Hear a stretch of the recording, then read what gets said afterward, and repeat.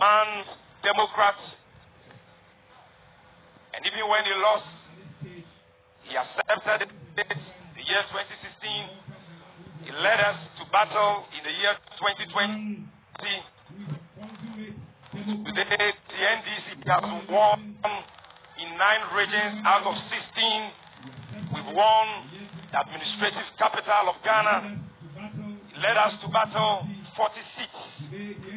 Ladies and gentlemen, with a standing ovation and a round of applause, let's welcome to the podium His Excellency, His Excellency, His Excellency, His Excellency, His Excellency, His Excellency, John Dramani Mahama. Thank you.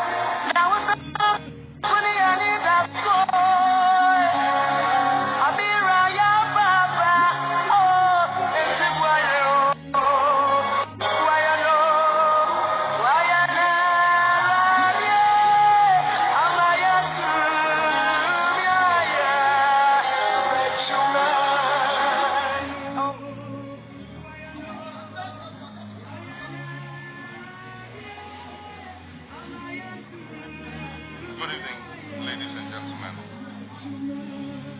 fellow Ghanaians, my brothers and sisters. Allow me to begin by expressing my deepest gratitude to you for your tremendous support, which you expressed overwhelmingly and convincingly at the polls. There's no doubt that Ghanaians from every region of this great nation of ours voted for change. And we did so in both the presidential and parliamentary elections. I'm a staunch believer in the experiment of democracy, a system of governance that allows the ultimate decision-making power to rest in the hands of you, the good people of Ghana. We the people who, with an eye towards the future we would like for our dear country, elect representatives to go forward and realize that vision. Government serves at the choice, direction, and pleasure of the people of this great nation. And I have had the honor and privilege to serve my country in all levels of government. When in 2016, at the end of my first full term as president, I ran for re-election as an incumbent candidate, I respected the will of the people. I conceded, I stepped aside, and I set in motion a peaceful transfer of power because I understood that it was the will of the people. And if we are to progress as a nation, if we are to live up to the inheritance of our history, one for which people have paid the ultimate price, the sacred verdict of the people must be respected.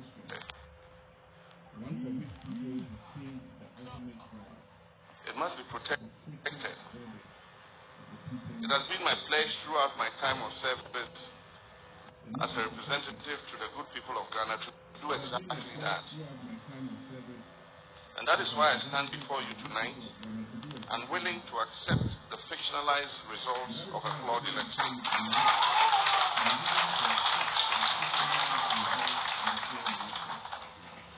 My brothers and sisters, it is important to remember that the government that is in power controls all of the state resources and oversees all of the state's institutions. The line he treads between his loyalty to the power that is held by the people and by his own desire to hold on to power can be a very thin one indeed. We went into the 2020 presidential and parliamentary elections with assurances from the Electoral Commission and the relevant state actors that it will be conducted in an atmosphere free from fear and that it will be fair, transparent, and credible. Unfortunately, that has not been the case. What we witnessed across the country from Monday, 7th December 2020, exposed a deliberate plan to manipulate and predetermine the results of the election in favor of the incumbent candidate, Nana Akufo-Addo, who has soaked the state institutions. This and other such schemes on a scale never before seen in the history of this country. The good people of this country understood what was at stake, and it was clear as the results of the votes that were legally cast that the National Democratic Congress won the presidential and parliamentary elections.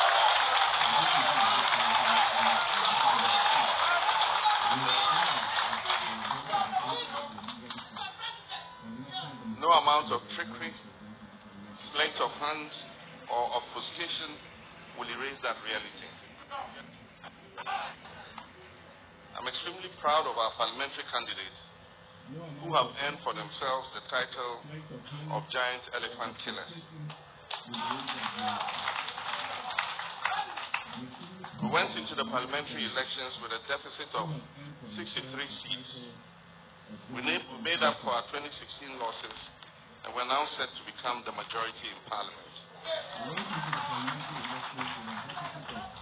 This historic feat, after only one term, demonstrates the strength of our great party and the strength of the mandate given to us by the good people of Ghana to lead. In respect of the presidential elections, the facts and figures available to us from pink sheets and other evidence that has unfolded across the country indicates that numerous steps have been taken to manipulate the results of the election in favor of the incumbent. This calls into question the credibility of one of our most important democratic commission. It is now obvious to many objective minds that the commission and its chairperson have been used to manipulate results from the various constituencies and in that process seek to subvert the sovereign will of the Ghanaian people. My brothers and sisters, one matter requires special mention. The use of the military in this election is unprecedented in our history. Armed forces featured heavily as an intimidating measure to reverse election results, and they continue to be used in the same intimidating role to insist on recounts in areas in which the incumbent has lost, while imprisoned election officers during these supposed recounts. We will not accept anything short of a declaration of the legitimate results.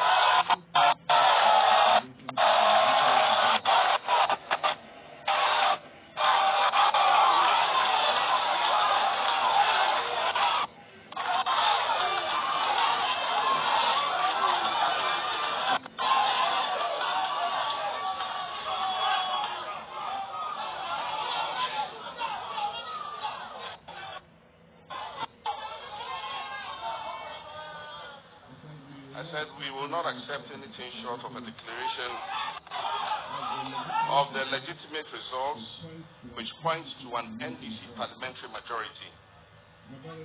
My brothers and sisters, advisedly since the inception of the Fourth Republic, final election results have always been declared within a 72-hour period to allow for thorough and diligent collation. Surprisingly, this Electoral Commission chairperson announced quite suspiciously, and for reasons known to her, a hurried 24-hour deadline which, as we all know, could not and would not be met.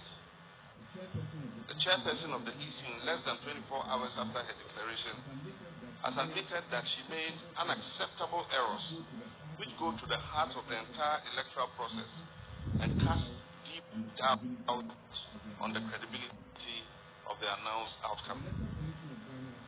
The Electoral Commission of Ghana has never brought its credibility to this historic low at such a crucial moment of election results declaration.